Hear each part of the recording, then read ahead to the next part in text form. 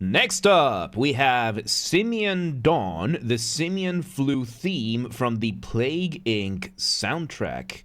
Once again, everybody, this is a Basterd's LFA, a layman-friendly analysis. I'm a professionally trained musician and composer, and my objective here is to explain things in a way so that you don't have to be one to understand what is happening here, musically. So, if you like the sound of that, make sure you're following the channel, subscribe to the channel, whatever term you want to use. Like the video, share the video, leave a comment, turn on notifications, become a member. Once again, everybody, don't forget to join the Discord server, the gaming channel, how to request songs if you're not on the live stream, members getting early access. I have a spiel for this and a bunch of other things at the end of this video, so stick around for that. Disclaimers showing on your screen right now, so go ahead and pause the video to read them in full, and you're freaking town. So, yes, with that please keep in mind, please keep in mind, I am acoustic and guitarded, so please be patient with me.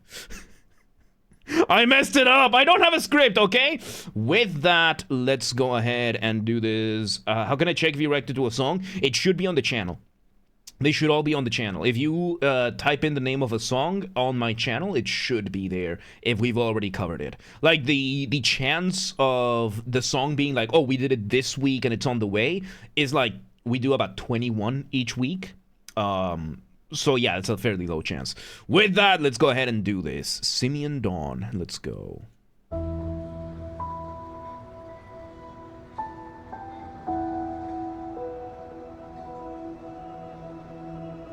Okay, so we start with a piano here, and there's a synth in the background holding a chord. We have some extra sounds giving us a bit of extra texture, but we have primarily a piano giving us our initial melody, which contains our initial motif. Motif being the smallest version of your musical idea, the CDS is from which everything else comes from. We develop the melody. Let me go back a couple of seconds so that we can hear the rest. Let's see where this goes.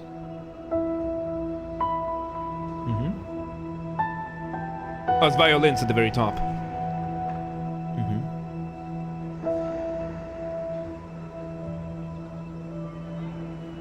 Okay, we slow down. Yeah, different sounds.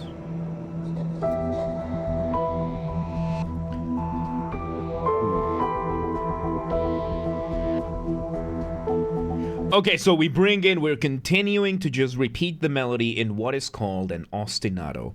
Ostinato is basically you're repeating the same thing over and over and over and over. We're doing an ostinato, and now we bring in some synths in the accompaniment. Accompaniment being whatever is not in the lead, right? Whatever doesn't have the spotlight is going to be in your accompaniment. And right now we're bringing in a couple of other synths playing down the chords in a more rhythmic manner, right? Like we're bringing this really cool rhythm going on. Let's see where this goes. And we have percussion back, like a hi-hat. Okay, we're developing the melody a little bit more.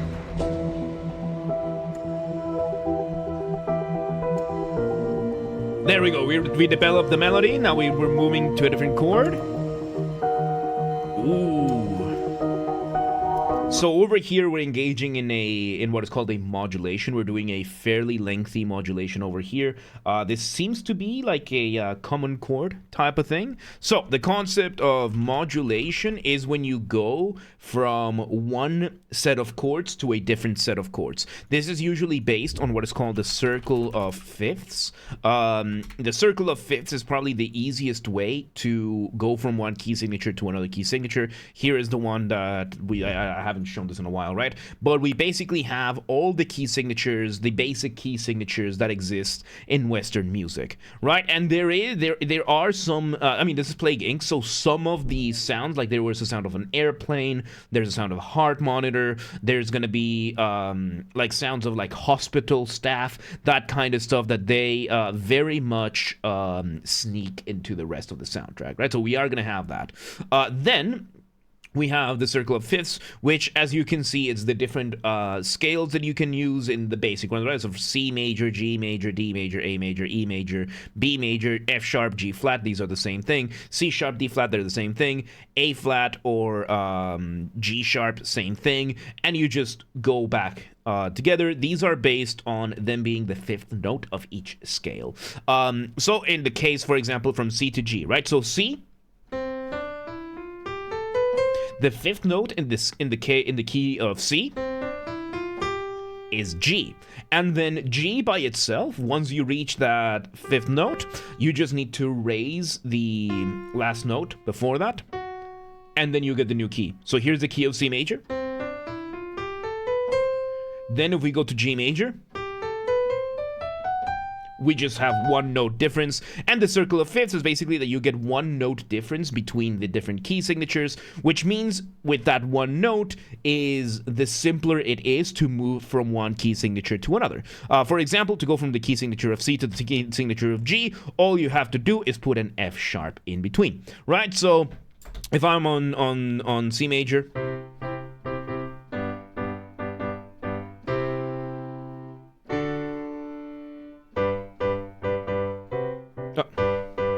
now we're in G.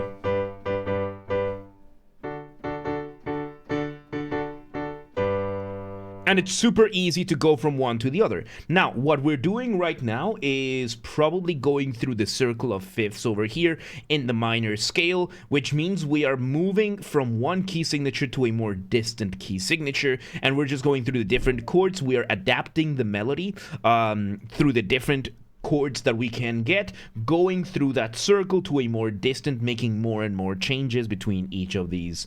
Today's Gate while playing game, the music and sound design are really good. In general, it's a really, really cool game. Let's see where this goes. Yeah, the sound of a clock there. There we go, and we go back all the way back to having the same melody. And there we go, we're having those modulations, those chromaticisms. And we're basically just adapting the motif to the new chords, while we are having other synths in the background playing more of a texture reason. So we slowly bring everything down. Okay, so we bring in the sound of a piano playing a low note, but what we do is we fade in the sound of the piano, right? So instead of getting the sound of the note itself being played, what we are doing is that we are turning the volume down all the way to 0. We let the note hit, and then we turn up the volume to get this effect of something creeping in, right? Let me go back a couple of seconds and see where this goes.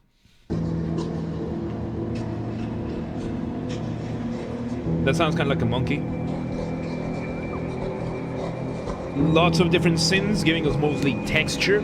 By the way, all of these different notes that are being played that don't fit the scales that we're playing is called non-functional. Non-functional harmony, usually non-functional harmony, right? A non-functional harmony just means that the sounds you're using don't fit in whatever key signature you're using. This is very common in horror. It's very common in tracks where you want to throw off your listener, especially if you're trying to engage in that element of fear. Right, let me just move my door a little bit. There we go. In that element of fear. When you enter that element of fear using non-functional harmony, that just basically means you're bringing in something completely random. Completely random. It does not belong to what you're doing, but despite that, it still works. That's the point of non-functional. So we're having a bunch of these other synths giving us, it's mostly texture that we're getting out of them, not so much chords or melodies. Let's see where this goes.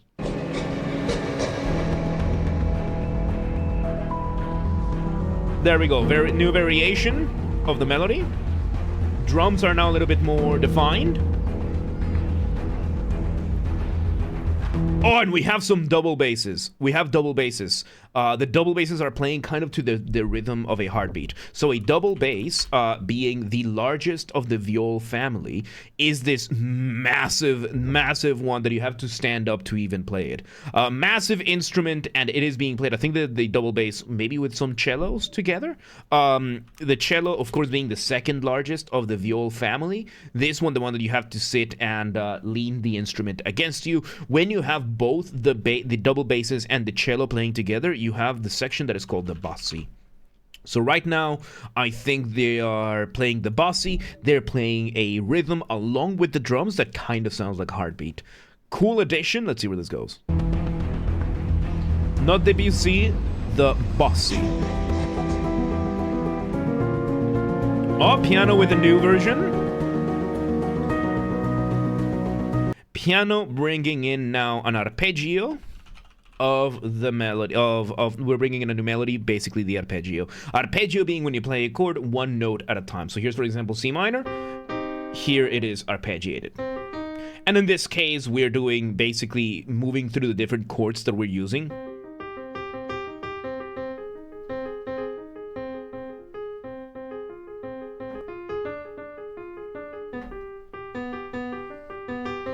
So these are not the chords that I'm playing, I'm just giving this for illustration purposes, right? So we're having the different chords being played, we're using variations of the melody, and we are adapting it to the arpeggios, and let's see where this goes.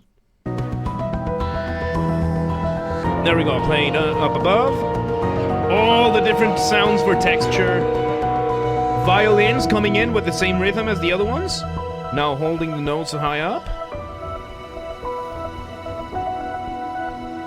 Now we do a new version of the melody, which is an elongation. Elongation is when you slow something down relative to the rest, right? Like this is a slower version of the melody, but everything else has remained the same. So, yeah, that's the way that you can develop your material. There are so many other elements to this that are very minor. Each of them are relatively minor and minuscule, but they all add up super nicely. This sound design is super well thought out.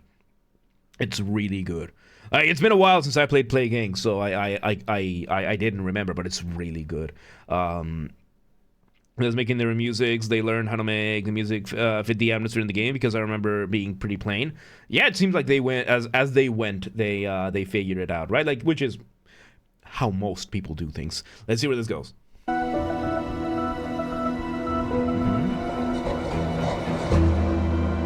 Yeah, that's kind of like laughter.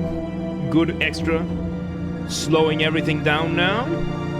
Mainly the strings, the violins, playing the different chords. Yeah, right now we just bring what is called a string orchestra.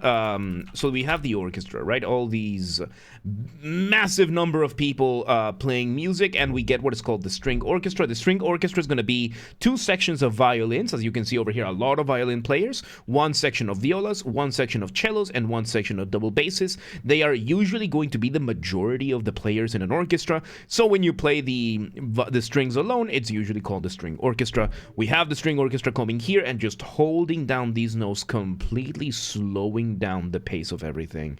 Really cool. Let's see where this goes.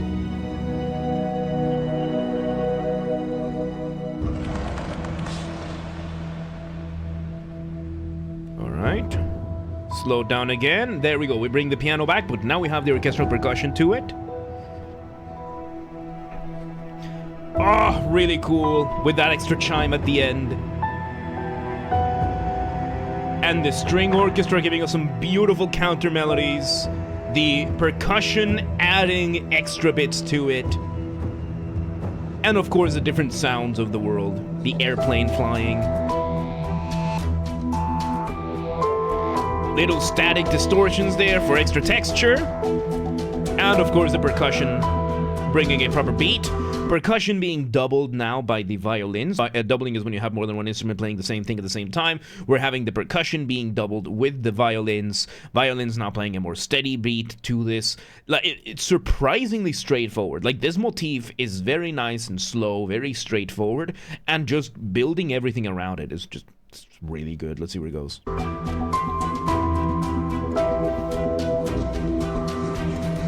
Slight development there. Let's see. Once again, we bring down the percussion. Bringing back the clock, we bring back this area, like kind of like going through the different, maybe a circle of fifths thing? I don't think it might not be, but engaging the chromaticism there. Ah, really cool change of chords there. Let's see. But this time we have the violins holding the notes as well, holding the chords as well. Let's see.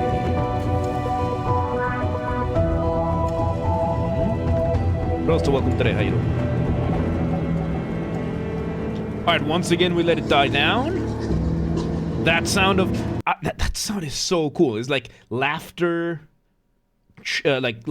coughing, and kind of the sound of a monkey at the same time. It's a really, really cool sound that we get from this. In general, the sound design is brilliant over here. It brings me back to the idea. I haven't done this chart in a while. This chart, it still doesn't have a name, but it's basically the chart for the graph itself is similar to that of the Uncanny Valley. If you know what the Uncanny Valley, you know what it is. If you don't, this is what it looks like, the Uncanny Valley. But for me, it is the level of immersion versus the level of quality of music. I still don't have a name for this, but this is basically the phenomenon we have. The better the quality of the music, the more immersed you're going to be in the game, the more locked in you are, and the less you are worrying about controls or stamina or whatever else it is. You're just in the game. Then there's a curious phenomenon where the music, it's so incredibly good that it just brings you out of the game. You just have to stop and listen and enjoy the music. And then you have, like, you know, over here the high end where you are in the game. It's the best music you've ever had. You're having a good time. Everybody probably has different examples for all of these. For example, for me, down here, this area, I would put Killing Floor 2. Over here, Killing Floor 2, Plague Inc., where the music, it's good music. It's really good music. It's not the best music out there by far, but it fits the game so unbelievably well. It locks you in. Paradox games, Crusader Kings, Stellaris, Europa Universalis, all of these. Yeah, I don't have a name for this yet.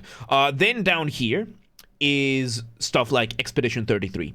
That the game is great, but oh my god, is the music way better. Like, the game is incredible. That is my favorite gaming experience of all times. But oh my god, is the music even better.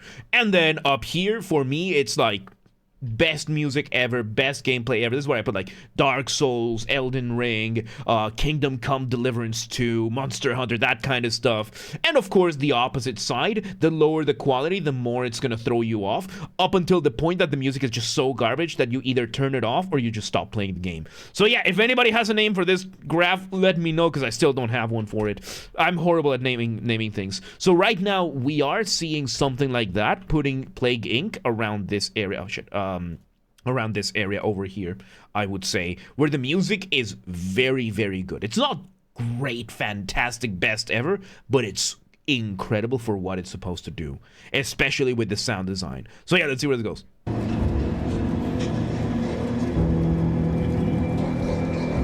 Simian Fluid is where you're supposed to recreate the Planet of the Apes, pretty much. Oh, there you go. Basically, people from today.